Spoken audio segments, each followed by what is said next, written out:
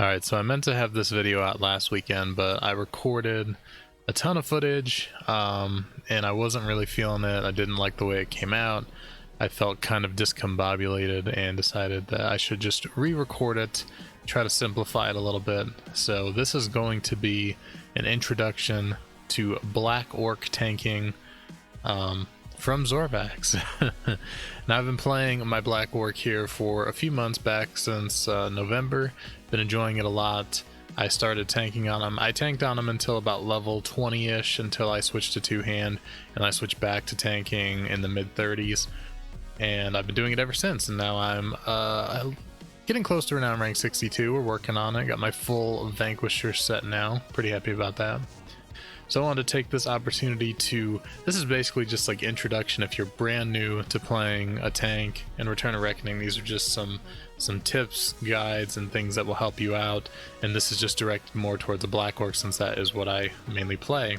So before we get into the tanking stuff, just to explain how the Black Orc combat works, they have a combo system with builders which moves you between plans. So you start off with no plan, and you have different abilities that you can use to advance you to the next plan. So if I use Follow Me Lead, I get the good plan, and now this opens up the ability to use Tougher and Nails, right into Ghiblies and a bunch of other abilities. And then if I use that, it moves me on to the best plan, which again allows me to use what I guess you would call finisher moves. And then after you use one of those moves, it removes your plans and you start back at nothing. So that's how the Black Orc combo system works. It's pretty straightforward. It's actually a really fun, enjoyable combat experience as far as I'm concerned. So moving on past that, another big thing about Black Orcs specifically is they have War Bellows, which are buffs for you and your party that you can use to either increase their resistances, which is what Greenest does when you get attacked by a certain type of magic. It increases your party's resistance to that kind of magic. You've got the Toughest, which has a chance to increase your group's wounds, and this will actually heal them at the same time, which is a really nice bonus. So it increases your wounds and you get a heal for whatever it increases your max health by. And then you also have the Biggest, which is a chance to steal stat points from targets within 30 feet. This also benefits your whole group, so you can gain like strength, weapon skill, and other stats from enemies, and that's really good if you already have somebody in your party maybe providing these other benefits. So now moving on to more tanking in general things, the biggest things that I feel you should know, because these are the things that I used to get yelled at about when I was still learning how to tank. First and foremost is your guard mechanic. So every tank in the game has a guard mechanic. For the Black Orc, it's Save Durance, and what it does is you pick somebody within your group. Now if you're in a war band, it has to be somebody actually in your party. It can't be anybody in the war band. You designate that person as your guard target, and as long as that they're in 30 feet from you, it will split all the damage that they take with you. So if they take 100 points of damage, they get 50, you get 50. It also does hate as well, which is useful for PvE and dungeons and things, but I'm more speaking directly in regards to RVR and tanking in RVR. So you definitely want to have a target guarded at all times. Normally this would be a melee DPS character like a Choppa or a Marauder, because you're going to be in close proximity to them most of the time anyway, and they're classes that can deal a lot of damage if they can survive the fight, and having a 50% damage reduction will massively help them survive the fight. Moving on from that, one of the next biggest things that you need to have and use as a tank is your challenge ability. Now this is actually an AoE taunt mechanic, but in RVR it serves a very, very specific purpose, in that when you use it, all enemies in front of you get a 70%, or it's a 30% damage reduction, but it reduces the damage they deal down to 70% for 15 seconds, and that is massively important for RVR. You want to be using challenge as much as you can. This is something that, again, people used to yell at me about all the time, that I wasn't using challenge enough, and I've tried my very hardest to remember to use it all the time. because it does really help the rest of your group out, because all of the melee DPS and tanks and things that are in close proximity to you are going to get that damage debuff. So use it as much as you can when, of course, it's a good time to use it. Another really important tanking mechanic that you're going to be using a lot is your hold the line ability. This is a blocking mechanic and increases your dodge and disrupt by 45% for 12 seconds, and it's a channeling ability, so you can't do anything else while you're doing it. It's channeled, and for that duration you'll get that boost. But also every ally, not just party mates, not just warband, all allies behind you up to 50 feet away will get a 15% boost to their dodge and disrupt as well. So as long as you're channeling this ability, everybody behind you will get that buff. And on top of that, for every tank up to 3 who are doing this, it stacks. So people can potentially also get a 45% increase to dodge and disrupt if they have 3 tanks in front of them using this ability.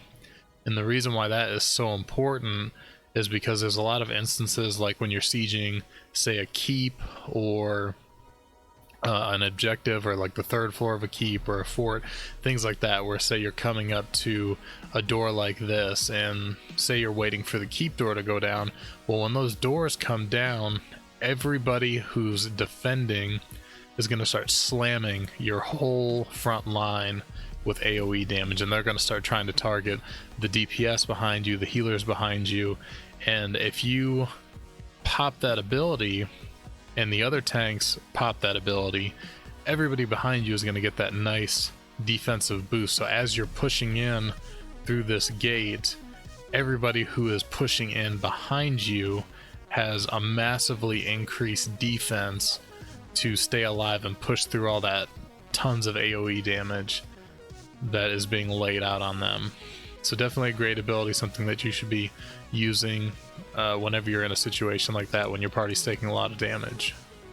Before we get specifically into more Black Orcs stuff, I do want to bring up the morale ability, since a lot of these are kind of similar between the different tanks. You get 4 different morale abilities that build up while you're in combat, and you do have a couple abilities that will help you boost your morale a little faster, which I'll talk about one of those in a little bit here. But there's a number of morale abilities that you can use. I personally, these are the ones I like the best. The Morale 1 ability, which I don't really use a lot, but it's good to have in a pinch, increases your group's chance to parry and dodge by 10% for 30 seconds. It's a nice buff when you need the extra defense and you can't get to the next morale boost. After that, Distracting Bellow is a 50% damage reduction for 10 seconds to every enemy within 30 feet of you. This is a huge survivability boost to your group, and a really great way to tune down the damage on your allies in a pinch. The next one that I use is Deafening Bellow. It's a 30 feet AoE that does 1200 damage and silences enemies for 5 seconds. This can be supremely useful if you're in a battle where, say, you get up to the healing line, because usually a lot of enemy groups and war bands, the healers tend to group up in a little section in the back or the back side. And if you can get in there and drop this on them at an opportune time, it can effectively wipe an enemy's group because they can't heal for 5 seconds. So I actually had this happen once while I was in a keep siege. I was building my morale, and we ended up charging before I was able to get to morale 4, and I got punted, knockbacked by an enemy tank, but it sent me flying over their front line back into their healers. So I slammed Deafening Bellow and I silenced every single healer on the ground floor that was healing their front line, and their front line just collapsed within seconds. It was quite awesome. And moving on, speaking of Morale 4, so the Morale 4 ability is Immaculate Defense, which reduces all incoming damage by 70% for you and all group members within 100 feet of you.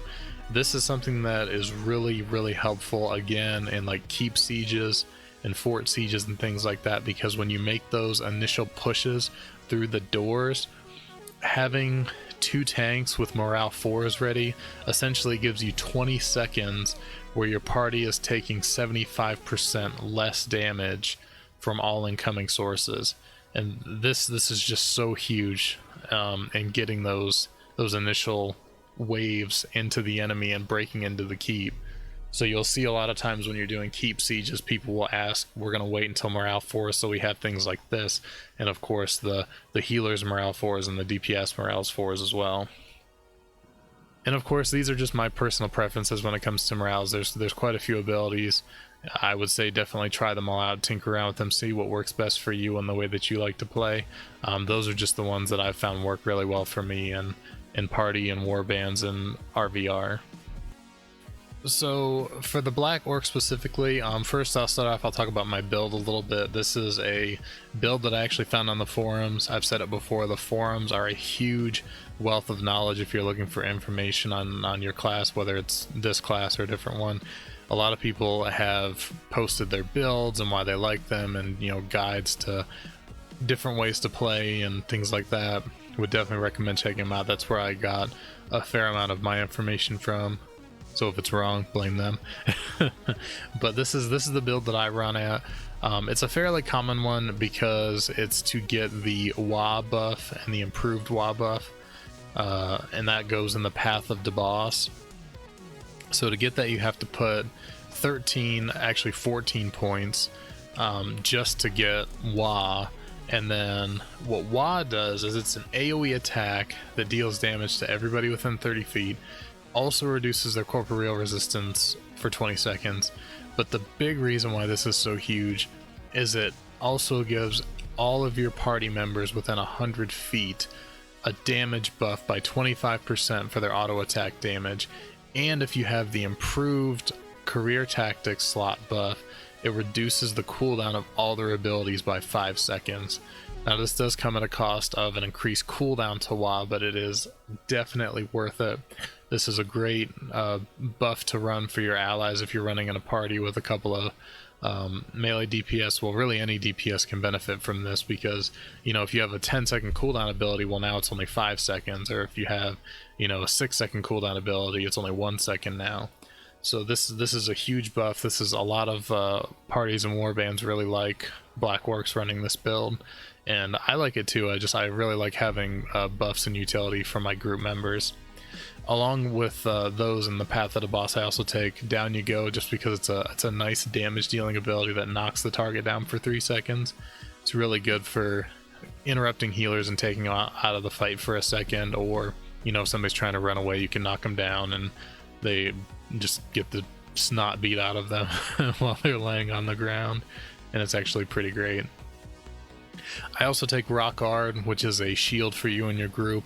It's a pretty small shield and only lasts for a few seconds, but over the course of a battle, 600 damage for everyone in your party every 10 seconds, it adds up to a lot of damage that your healers don't have to heal. So I find that it's useful, and also it's nice because it builds you to the good plan without actually having to be close enough to hit anybody.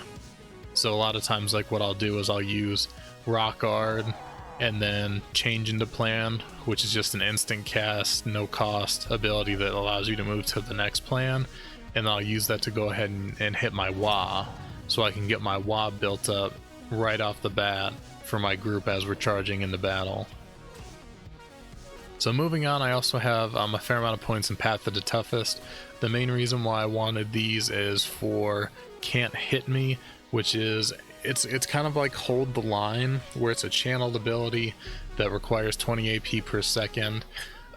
Instead of doing the dodge and disrupt for you and your group mates, what this does is increases your block chance by 50%, and whenever somebody hits you and you block it, they take 228 damage.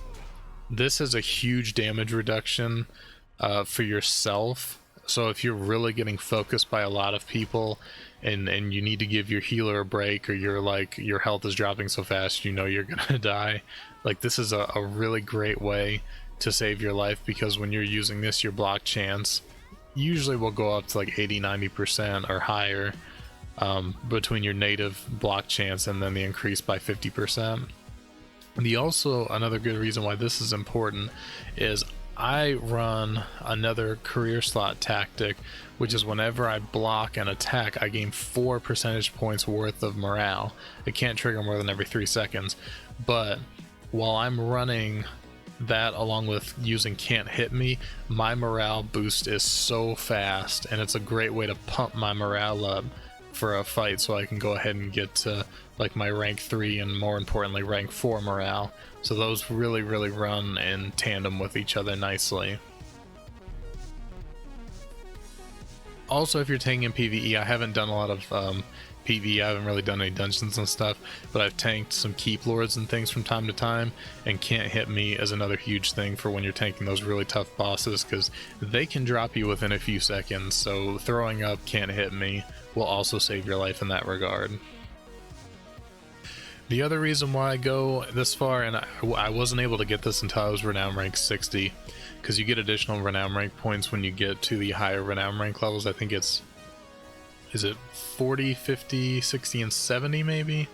It's something like that. You get an additional mastery point when you hit those renown ranks. But once I hit renown rank 60, I was able to get this ability, which is Not in the Face. It deals a moderate amount of damage, but it increases the cooldown of your target's abilities by 5 seconds for 10 seconds. This is a really great ability to disrupt healers, because say, you know, their instant cast heal, or their not instant cast, their no cooldown heals now have 5-second cooldowns. So you can really mess up a healer and his ability to keep his party alive by hitting them with this ability. And of course, it's good in general for other classes too. Pretty much any class that you fight, increasing the cooldown of all their abilities is going to screw them up in one way or another. So it's in my opinion a good ability to have. And we don't take anything over in Path of the Brawler. You would take stuff in here if you were doing two-hand, like tree hit combo. This ability is awesome if you're running two-hand, but we're not talking about two-hand today, so we'll talk about that another day. Stats wise, I'm not really going to pretend to be an expert at this. I've heard a lot of differentiating opinions on what people think is the best when it comes for stats. Obviously things like wounds, which increases your max health, toughness, which increases or reduces the damage dealt to you by enemies. Those are really important to have for your survivability. Initiative is another defensive stance, which increases your chance to evade and lowers your chance to be critically struck.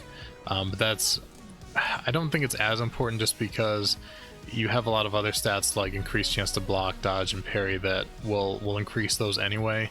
And then when we get over to the renown training, there's also stuff in there that increases or decreases the chance for you to be critically struck. You also do need strength, and my strength's actually kind of low, and I need to get it up a little bit more, just because it reduces the chance that people will block or parry your attacks, and it's really frustrating when that happens a lot when you're trying to move through your builders as a black orc. So speaking of renown training, let's look at that really quick. Personally, it doesn't show what I have because this is just an add-on thing, but what I was saying before is there's an ability called Feudal Strikes. It's a passive ability that reduces your chance to receive critical damage by each one. So once you get this to 3, which is what I have right now, it's a 15% reduction, which is really nice. And then on top of that, you basically only really want to run these defensive renown abilities. I've never seen anybody recommend taking any of the stat increases or, you know, any of the stuff in the advanced or the abilities tab. Everyone pretty much says you want Feudal Strikes 100% for sure, and then, you know, increase to dodge and disrupt, increase to block, increase to parry. Block especially is one that's really important. You want to have a good chance to block. But I think right now I'm running like maybe 3 in each, something like that, or two in each and 3 in some. I know I have 3 Feudal Strikes, but I'm not sure on the other ones, to be honest with you right now. Now, gear wise for your Black Orc, when you first start out, it's not really going to matter. You're just going to be taking whatever is good stats wise for you. Tier 1 especially, it's not really going to make that much of a difference.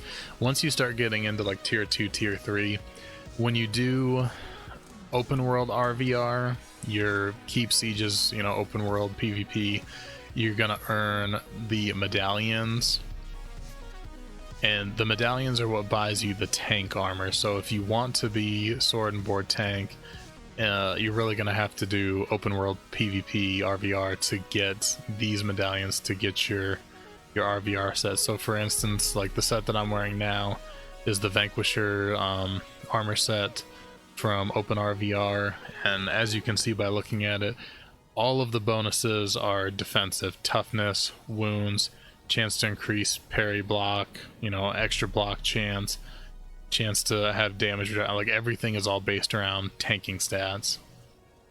So if you want to be a tank, you're gonna have to do open world RVR to get those good sets, because when you go over to the emblem sets, which where are the, it's been so long I don't even remember where the emblem sets are. I think they're over here.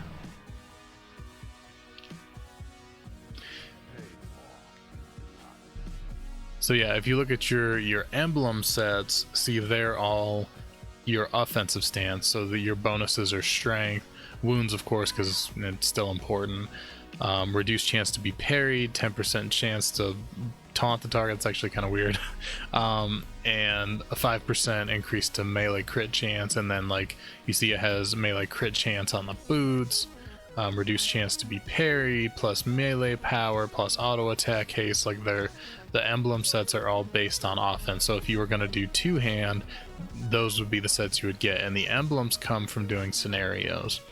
So if you're going to run two-hand, you're going to have to do a lot of scenarios to get the gear that you need. I don't know if that continues towards endgame, because again, I'm only at Vanquisher's set, so there's several sets still for me to go. So I don't know how that's going to change, but up until now, that's been the case. Now for Black Orc abilities, you really do have a lot of abilities that either give you buffs, give group mates buffs, or debuff the enemy, and that's kind of what tanks are there for. I mean, you really are just a support role to help keep your party and warband alive while also causing disruption for the enemy team. So like if you look at, say, Follow Me Lead, that gives you and your defensive target a weapon skill buff. If you follow that up with Tougher Nails, it gives you an armor increase. Of course, we went over what WAD does and the buff that it gives for your group for that. Rock Art, again, is an absorption shield for your entire group. Saving Me Eye is a finishing move that needs the best plan, which increases your toughness, and group members for the next 4 seconds will only take 80% incoming magic damage. Shut Your Face is your silence ability. It's actually really nice to have against enemy healers. Big Swing, this is your AoE ability. This is nice to use when you're in the middle of a big pack, just to, for one, to move from the good plan to the best plan, but it also debuffs all targets strength by 114 for 20 seconds. So you can definitely see a pattern here of either buffing your allies or debuffing your enemies. And usually what I do is I just kind of try to rotate between these. I try to use Follow Me Lead to get that weapon skill buff up for me and my defensive target. I try to keep WA up 100% of the time, as much as I can when it's off cooldown. I usually, once I use WA and I move back through my finishers, depending on the situation, I'll use Saving Me Hide for the defensive boost, or I might use Down You Go if I'm trying to knock somebody down, take them out of the fight. Really, you just need to play around with the different abilities, see what really works best for you. Oh, you missed me. That's another good one. This is an undefendable attack that reduces the physical damage done to you to 80%, or not to you, but it reduces the target's physical damage done to 80%. So again, another debuff to your enemy. And then of course your War Bellows that have a chance to go off when you attack are just more buffs for you and your allies. So definitely play around with all your different abilities and see kind of what works best for you. But the more that you can buff yourself, buff your allies, debuff your enemies, you're gonna see a big increase in your survivability from them. Oh, and this add-on that I have is called Buffhead. if you're playing a tank, really I think any class, but tanks and healers especially, this is a really good add-on to have because it shows this above your allies too, so you can see when your allies are getting the buffs from you. And I found that to be really useful to keep an eye on, you know, if I'm reaching people with my WA buff and other things too. I'm trying to think of any more basic things that I missed, but I think that covers all of the most basic stuff that you want to know as a tank. When you get into group-based combat with, you know, scenarios and open world RVR, biggest things, like I said, just make sure you're guarding a target. If there's no melee DPS to guard, just guard anybody. Guard a ranged DPS, guard a healer. Just have it up on somebody to help out. It's not ideal because ranged DPS and healers are usually pretty far away from you, but it's better to have it on somebody in a pinch than to not use it at all. Remember to use your challenge as much as possible. Again, that's one that I still kind of struggle with sometimes, but you definitely want to use it to give that debuff to enemies. Hey, don't you swing at me. You know, hold the line when you need to protect the allies behind you. Use your can't hit me when you need to pump your morale and reduce the chance of taking critical damage and dying. And of course, make sure you're always using one of your war bellows. And if you're in a party with another black orc or a chosen, look and see what buffs they're using and try to use one that they're not using. So if your black orc teammate is already using the greenest, make sure that you're using, you know, the biggest or the toughest instead, because it's not really beneficial for both of you to be running the same war bellows. Alright guys, well I think I'm going to wrap it up there. If I missed anything, please let me know in the comments. I was just trying to make a basic kind of comprehensive, not too advanced intro to playing a black orc. Again, I'm no expert, but I do love the class a lot, and I think that I'm getting better at it as time goes on. I'm looking forward to making some more videos. I have started playing some order characters. I made, gosh, probably 6 or 7 now because I'm trying to find one that I really enjoy, and there's 2 or 3 that have been pretty fun, so we might start exploring some more things on the order side. But I appreciate everybody who takes the time to watch these videos. I hope you enjoy them. If there's anything you'd like to see me make a video about, please let me know. This is actually why I made this video. Somebody asked me to do this video, and I was like, of course, yeah. I want to try to make anything that people would want to watch, so let me know in the comments. Otherwise, guys, like the video if you liked it, subscribe if you have not already, and I will catch you on the next video.